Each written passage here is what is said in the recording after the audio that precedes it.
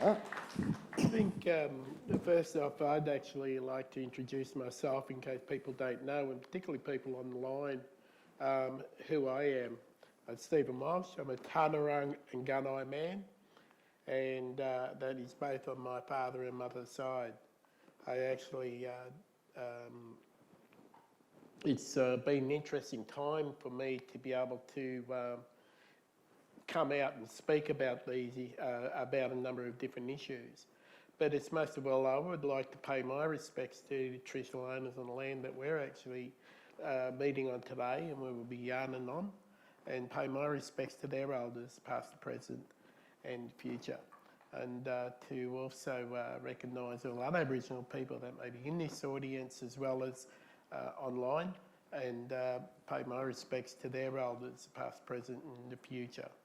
And to also pay, acknowledge, sorry, not pay, but acknowledge Shane Charles, cousin Shane Charles, and an opportunity to have a yarn with him as well as many other people also. So I guess, you know, thanks very much for that from Karen, and I suppose that was a bit of an audio because I didn't get the acknowledgement. No, but no, all fair and fun. Look, we're all going to be equally today. There's no, being me, Shane, or you. It's just all being equal. We're all going to have the same sort of conversation, I think. And our yarn together is not only us, but also what's happening on a national level as well. Oh, thanks, brother. Yeah, a bit about me, I guess. Yeah, born and bred Shepparton. The last family to move off a riverbank. We didn't want to go, but then settled at Rumbalara. So one of the four families that actually set up the cooperative there. And I guess my journey has been through culture and heritage, education. My mum was an educator for 47 years. They made her retire. She didn't want to. And she inspired me, I guess, in the work that she did. I followed in her footsteps in the work that I've done. My daughter has just landed the Kezo at Box Hill Institute, so she's following in my footsteps. I'm pretty happy about that. But I guess, look, my journey's been, I'm a carpenter by trade, actually, but I left that and Mum coached me into education, where I was for, 20-odd years as an educator. Then moved in, around through government, I guess. Last sort of government stint that I did was with the City of Melbourne. Had nearly killed me 4 years, trying to influence and trying to build a cultural overlay across this beautiful city of ours. But anyway, I left a legacy, I'd like to think. But yeah, now I guess I spend my time working with local governments and, as co-chair of Reconciliation Victoria, there's a fair bit of work that I do in that space. We have 90% of the country is for reconciliation, but don't know how to go about it. So when I've seen, this year was the busiest reconciliation week I've ever had. I think I've had about 8 smoking ceremonies, so I've got the most cleansed spirit on the universe. But it's great to see that interest. There's a lot more and more, and I guess, we've sort of heard mentioned about how, this cultural load that we carry as First Peoples. But I always talk about, well, where's your cultural intelligence? We have the same people coming to us, asking us for the same things each year, and year in, year out. Where's your intelligence, guys? Where's your magic? Reconciliation's about you showing us your magic. It's a white fella business, as my dad said. And NAIDOC week is ours, black fella week, our business. But how you've got 345 other days of the year in reconciliation. And what does that look like? And how creative you can be in that space. Of what is reconciliation under those pillars is about respect. It's about relationships, and it's about building opportunities together for our peoples. I think that the conversations about actually how we're actually going to be going forward, but we can never forget about the history in terms of our elders and what they created, the these opportunities for us to be up here, but also for us to carry on that sort of voice. And it's about how we actually voice that from our elders, and we've got a respect of what has been passed on to us, through our families, like you say, your mother, your father, grandmother, grandfather, so forth. And particularly, myself, having grown up in the community of Gippsland and Latrobe Valley, and me, hearing a lot of conversations through different people, a lot of issues, and what it means. But a lot of those elders are past, and I'll speak about my siblings, and if they were here today, what would they feel about how we're going to go forward, and what does the referendum really mean? Because I know growing up there in the 60s and 70s, we never really got the touch on what it was, who we were, because coming off the missions, our mobs were told never to speak about our language, practice our culture, or even to voice opinions, and respect and then recognising how that sort of really felt towards us as individuals, but as Aboriginal people, and as an Aboriginal today, I can never forget of what has been passed down to me through my siblings. But my mother and father never spoke a lot about it because they were always, they came off the missions and they were told not to speak. It was drummed into their heads from little kids, and this is well before the 40s. And even when the actions that actually happened back in the 30s of our elders like Ferguson and Cooper, and all those sort of fighters. And when, think about that in 1932, that their actions towards wanting to get a voice to Parliament, and they wrote letters to the King that never got delivered, but their voice was about actually how do we become recognised people in our own country. And, they're fighting the political push towards that. And to over 30 years of fight to actually become recognised in their country. And that's all it was. 67 was only being people that were able to voice, to vote. That we were actually people, not flora and fauna. We weren't people that were actually brought out from the bush, and that were able to actually have a vote on who was going to be our speakers in the Parliament and everything like that. We're now in 2023, and now we're getting we're talking about another referendum to have a voice to a Parliament. But what's it going to mean to me or anybody else is how well is that going to be? I want to have more than just a recognition as an Aboriginal person to actually have a vote in the regular voting systems. I want to be sure that we've actually got our rights and we've got our sovereignty, and it's never going to be taken away from us. And there's a lot of things in our land rights and the rights to actually have our land and have our rights to run our own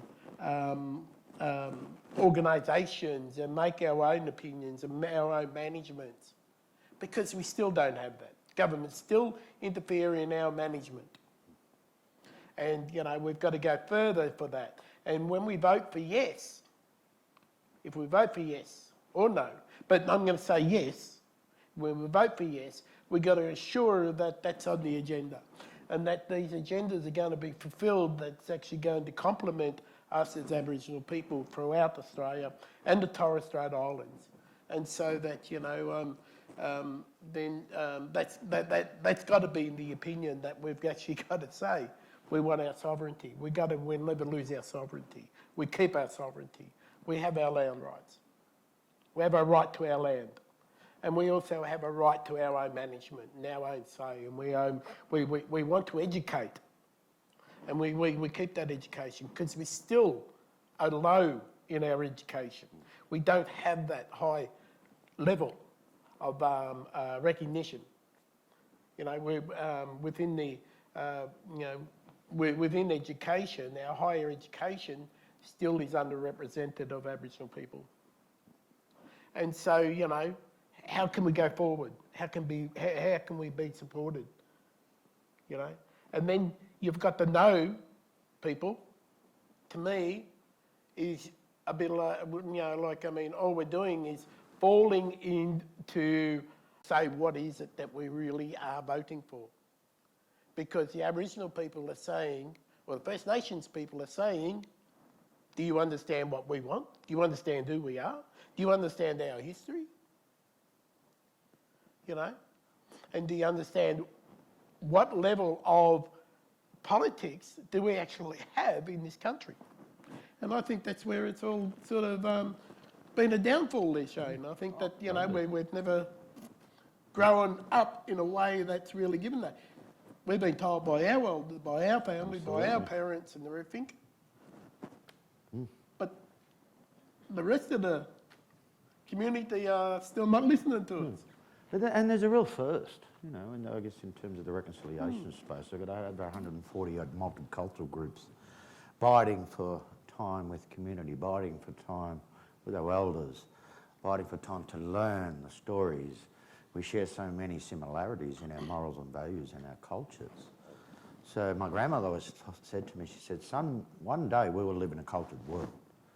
And I had to get ready, knowledge-wise, to be able to gift that to people that do come, this knowledge. She said the white man will be outnumbered, you know. And then, you know, we'll be able to build sustainability for our peoples. We'll be able to build that respect and pride and dignity in us and not being seen as a problem. You know. Who is the problem, you've got to ask yourself, I guess. Think about that. Yeah.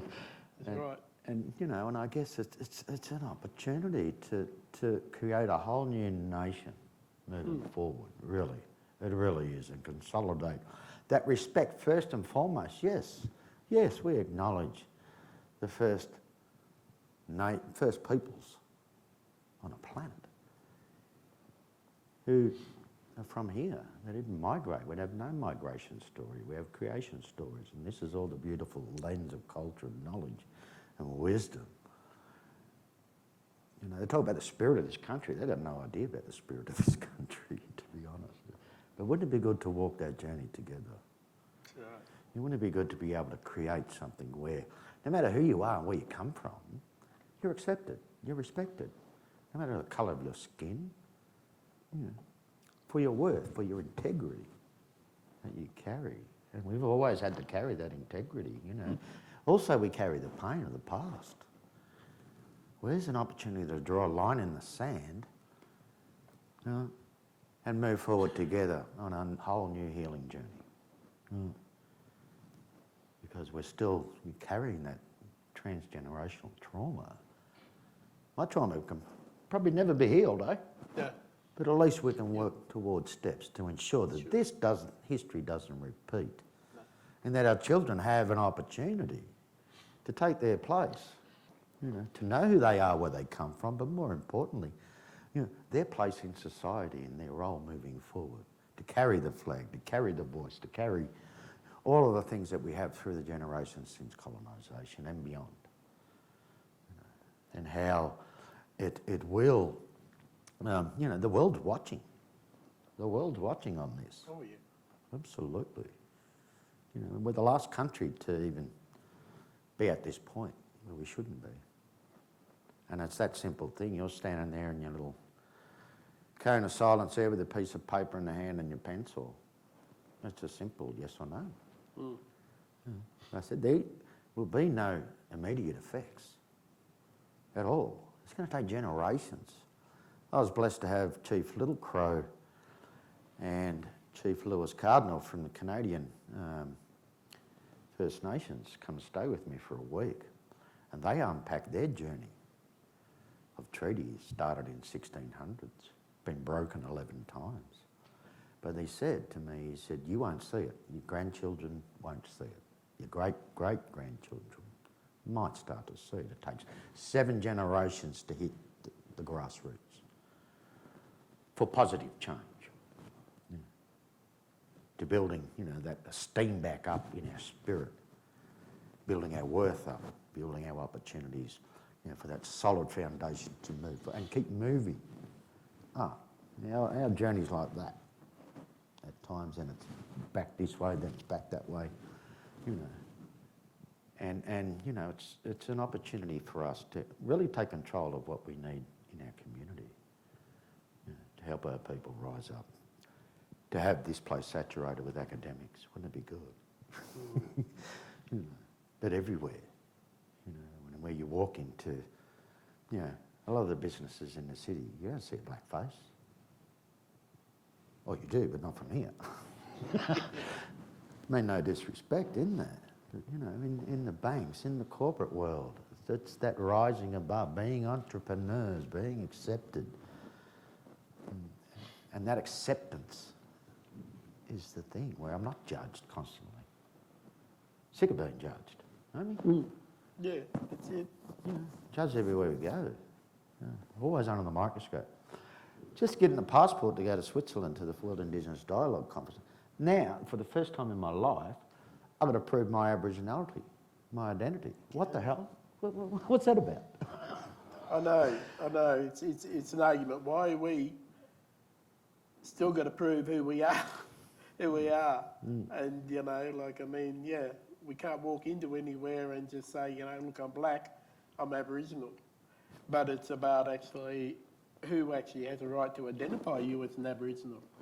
And, we've been going through a number of issues through this thing, through a lot of policies that have affected us, since the time of having, the protection boards and all these other ones and the welfares and everything. The stolen generations has been the biggest issue here in Australia.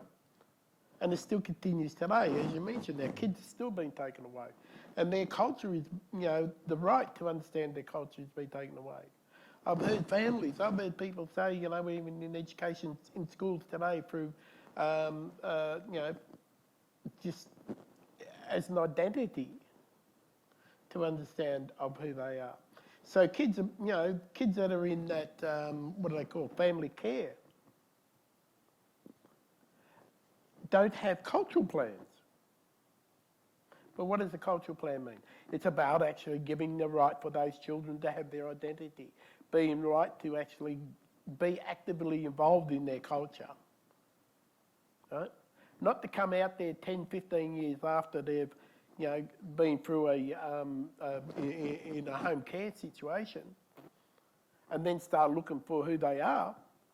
And then they've got to actually go through this identity crisis to get an Aboriginality. I was filling out forms on online. What was that? Oh, I can't remember what it was. But I know, and it asked me about an Aboriginality form for me to get an Aboriginality. And, this was something just to be included, for an employment, for a job in an organisation or, in a government or wherever it might be. Well, whatever it was, I can't remember what the identity was for, but it really sort of, I felt very criticised by it. And, I know there are a lot of people out there who are actually falsely, saying that they're Aboriginal or not. But, to be Aboriginal, what do you get out of it? You're not going to be rich. Hell no. Look at us up here. We wouldn't be here otherwise. No. But,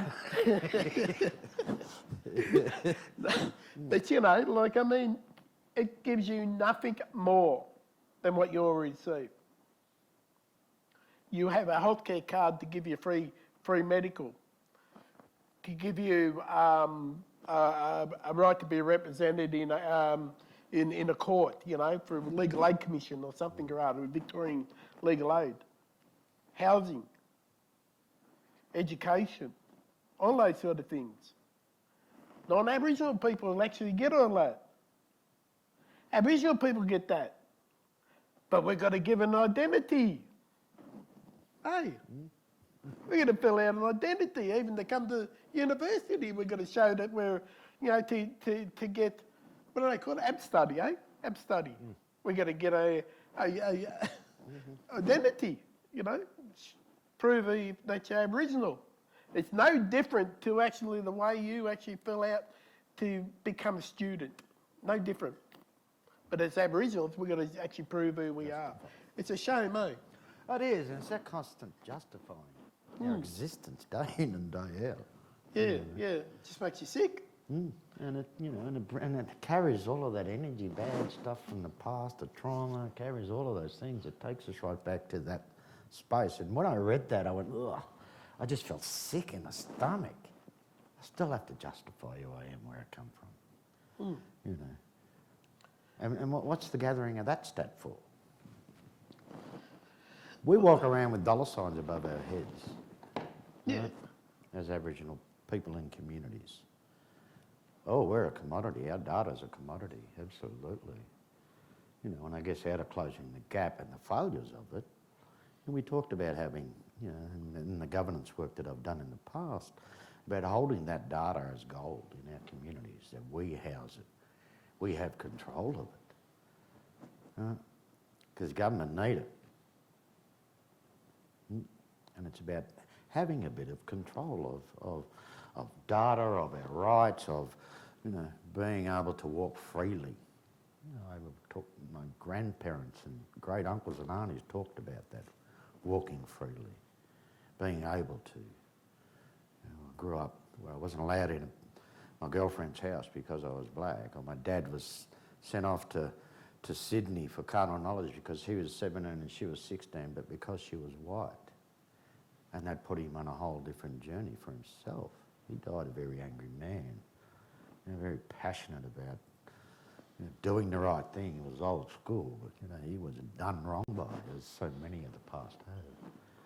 You know, you know, the beautiful elders that we have in our communities is, you know, I was taught, you know, you lose the anger, you kill them with kindness, or you speak with love, or, you know, there's ways and means. It's easy to sit down and have a yarn and a cup of tea.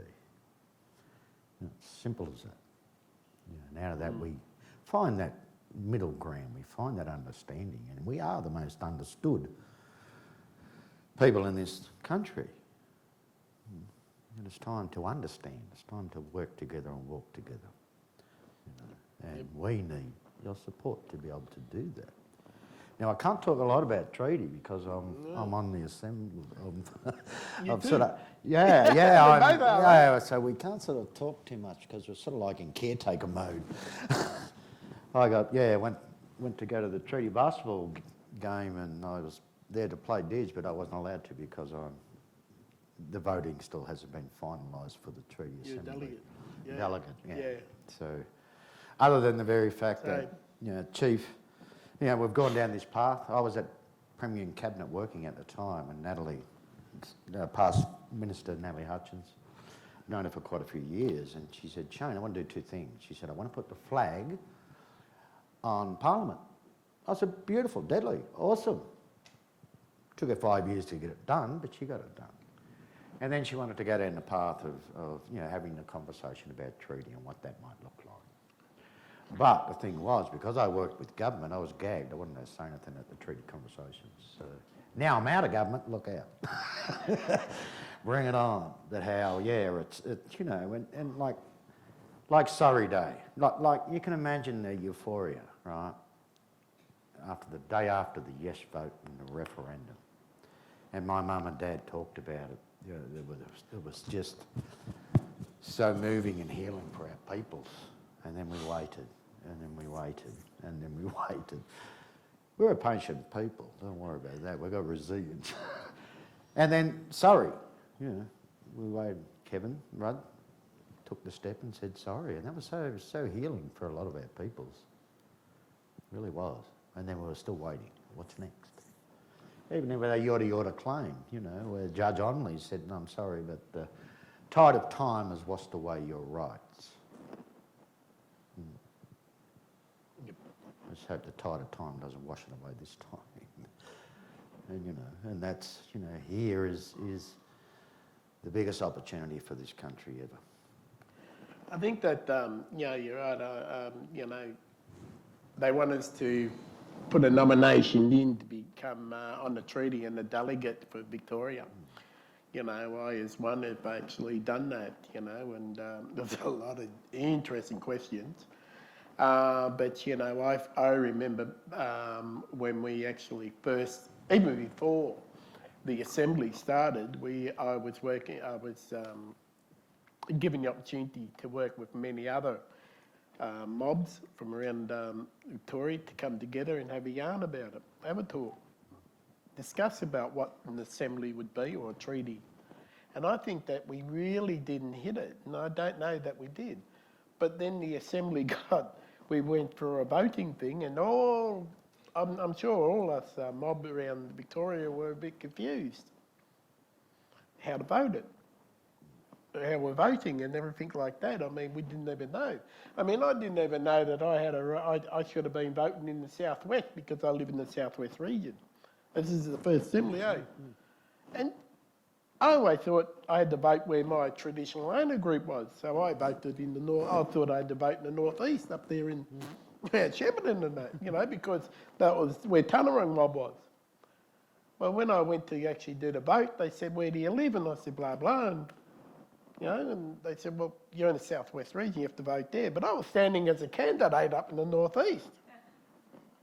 This is how confusing I was in the first. But, you know, prior to that wasn't explained to me, or I didn't fully understand it before we actually made the decision coming together and putting up the assembly. And then when the assembly come together, that was all good and fine. It's worked well over 3 years, and now to work towards the actual treaty. And so the next assembly, which I'm standing for, and both Shane as well, and you know, we've got a lot of ideas, obviously. You know, Shane's probably got a lot of ideas different to my ideas, or we're going to actually put them together. You know, but Shane's standing in a different area to me. And when we do, if we do get voted in come Sunday, I think is the Sunday, yeah, is when the voting actually comes out. And there will be 30 candidates that will be elected to actually be a part of that, of that decision making. And the mobs out there are to vote on us. Now, you know, I think it's worked a little bit better this time. I think, you know, I think it has, eh? Yeah, because, you know, we had the opportunity to go and speak to the mob. Yeah, 80 candidates. Yeah, 80 candidates, but we had the opportunity to go and speak to the mobs, meet the candidates. I done it down in the southwest region. I went to Geelong as well as Warrnambool to meet them. And disappointing as it was, although there was only 9 candidates in my region, disappointing as it was, to speak to the mob, I only had 30 seconds. Introduce myself. What's the treaty mean to me? And how am I going to represent them? Well, you've heard me already talking up here for almost a half an hour. How do you think I went for 30 seconds? You know, it was hard, eh? For us mob like Jane and me, we can yarn forever. But, you know, do a 30-second introduction as a candidate. And I was proud to be able to do that, and I still am proud to be actually going up there and represent my mob.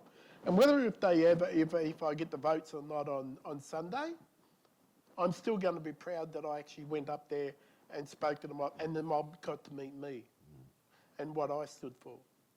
And, you know, but also, though, you know, it's not about how well I'm known for out Victoria or Australia, but it's about who I am, and that I can actually explain, and that I can talk it to you. And that's up to the mob to make that decision, same as you, eh? Yep.